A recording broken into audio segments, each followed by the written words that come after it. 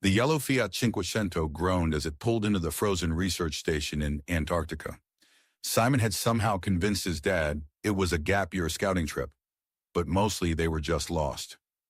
"I'm just saying," Jay shouted, shivering in a puffer jacket that was clearly 2 sizes too small. "I once did a week with the SAS in the Arctic. I killed a polar bear with a protractor. The locals called me the Frozen Iceman." "You're a frozen idiot, Jay," Will snapped, clutching his briefcase to his chest. "We are in a sub-zero wasteland.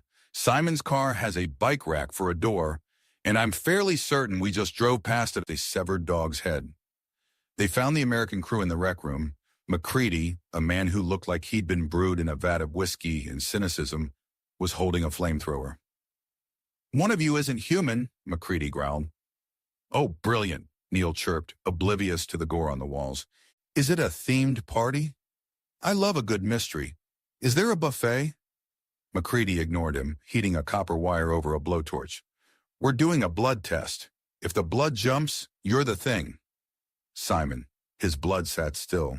He spent the entire time crying because he thought the coal would make his hair gel go brittle. Will, his blood stayed put. He tried to lecture MacReady on the gross violations of health and safety protocols regarding open flames. Jay, his blood didn't move, but he claimed his white blood cells were actually elite paratroopers, and that's why they were staying undercover. Then came Neil. As the hot wire touched Neil's petri dish, the blood didn't just scream. It sprouted a tiny, confused mouth and tried to ask where the nearest disco was. "Neil's a monster!" Simon shrieked, hiding behind the briefcase. "I knew it!" Jay yelled, backing away. "I didn't want to say anything, but he's been acting weird. He actually finished a whole book yesterday."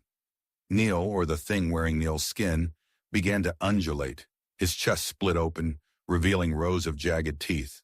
A long, glistening tentacle whipped out. "Ooh, hello," the Neil thing gurgled. "It's hideous," Will cried. "It's an affront to biology." "Actually," Jay whispered, looking impressed, "if you think about it, he's got like 8 extra appendages now. Think of the possibilities with the ladies, Will. He's basically a walking shag pad." MacReady didn't wait. He unleashed the flamethrower.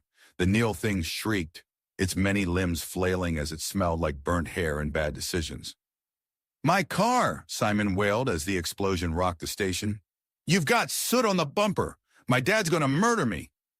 As the station burned, MacReady and the 3 boys sat in the snow. MacReady passed his bottle of J&B scotch to Will.